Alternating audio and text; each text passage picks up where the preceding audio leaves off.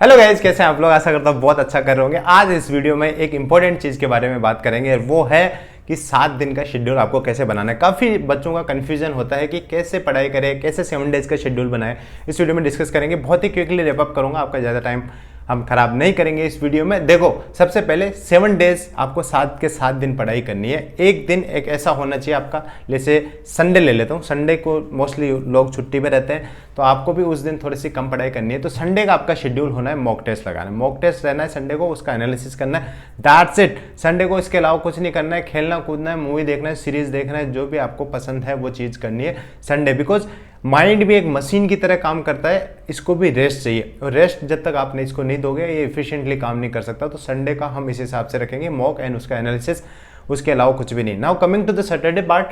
देखो 7 डेज होता है, संडे हमने काट दिया, अब 6 दिन बचे, फिर भी हम पढ़ाई 5 दिन ही करेंगे। सैटरडे हमारा रिवीजन होगा।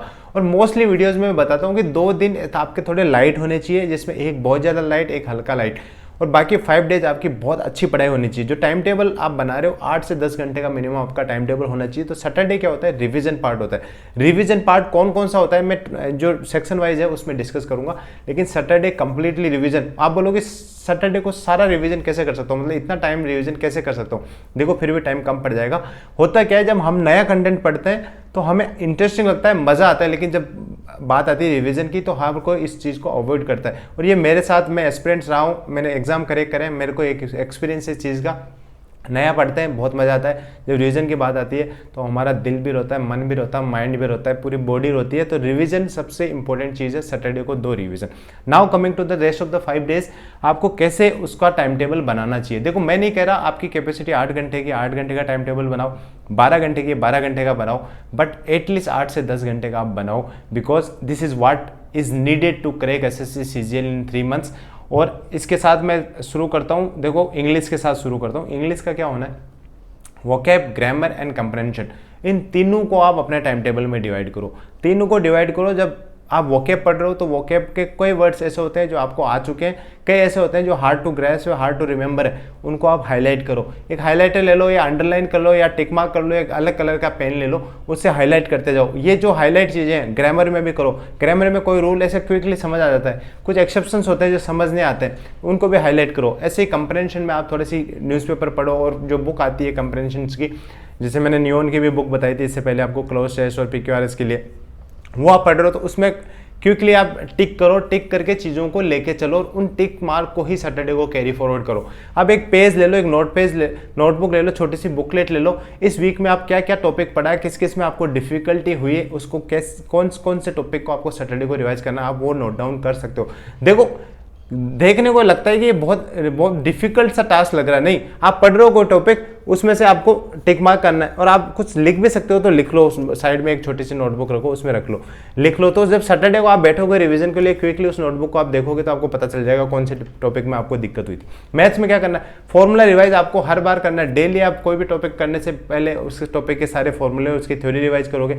उसके बाद प्रैक्टिस करने बैठोगे, क्वेश्चन लगा रहे हो 100 में से आपको 20-30 क्वेश्चन ऐसे होंगे जिसमें दिक्कत होगी, उनको बुक मार्क करना है। बुक मार्क करते हैं, बुक मार्क का मतलब गोला कर दिया, स्टार मार्क कर दिया, टिक मार्क कर दिया, और उनको ही सेम सैटरडे को आपको रिवाइज करना है। देखो हम डेली 20 क्वेश्चंस को टिक करते हैं तो 5 दिन के 100 क्वेश्चंस हो जाते हैं। डेली हम 100 क्वेश्चन की प्रैक्टिस कर रहे हैं, तो सैटरडे आपका वैसे के वैसे ही जाएगा जैसा आपका 5 डेज है। फुल पैक यहाँ पे होने वाला है। सेम स्ट्रेटेजी आपको रीजनिंग पे अप्लाई करनी है।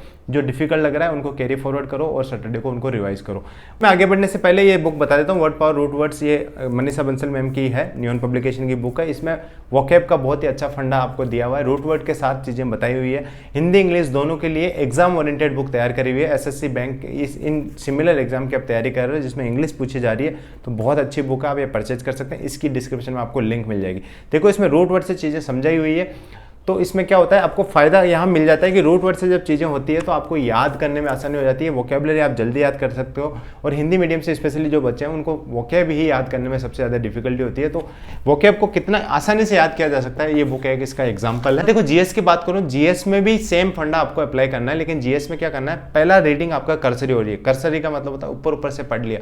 जब सेकेंड रीडिंग आप कर रहे हो तो एक हाईलाइटर लेके बैठो या एक पेन लेके बैठो, जिससे अंडरलाइन करना है आपको। जिस भी बुक से आप पढ़ रहे हो, थ्योरी पढ़ी, उसको अंडरलाइन करो। सारे इंपॉर्टेंट टॉपिक्स को अंडरलाइन करो, इंपॉर्टेंट लाइंस को अंडरलाइन करो, इंपॉर्टेंट इन्फॉर्मेशन को अंडरलाइन करो। और जब आपको जब सैटरडे क्या करना है, उन्हीं टॉपिक्स को वापस से रिवाइज करना है। ऐसा नहीं है कि 5 दिन में 5 टॉपिक या 5 चैप्टर पढ़ लोगे, नहीं, एक चैप्टर के 5 सब टॉपिक से आप 5 दिन में पढ़ोगे, तो उनको अच्छे से रिवाइज करना है। और जब ये रिवीजन हो जाएगी तो बिलीव में आपकी इन्फॉर्मेशन इतनी स्ट्रांग हो जाएगी, आपको अपने आप चीज़ें याद होने लगेगी और अपने आप ही मॉक में आपका स्कोर बढ़ने लगेगा। लोगों का डाउट है, बच्चों का डाउट है, कमेंट्स पे कमेंट्स मारे जा रहे हैं, स्पैम मारे जा रहे हैं कि भैया मुझे याद नहीं हो रही चीज़ें। याद हो रही है आपको चीज़ें, but the way you are reading, the way you are preparing is wrong. आपको थोड़ा सा अपना मेथड चेंज करना पड़ेगा। मेथड में सबसे इंपॉर्टेंट चीज़ हो जाती है रिवीजन, तो Saturday entirely goes for revision. इतना इस वीडियो में, आशा करता हूँ आपको बताई हुई इन्फॉर्मेशन थोड़ा सा इंप्लीमेंट करने में आपको आसानी होगी। And this is only guys, thank you, thanks for watching.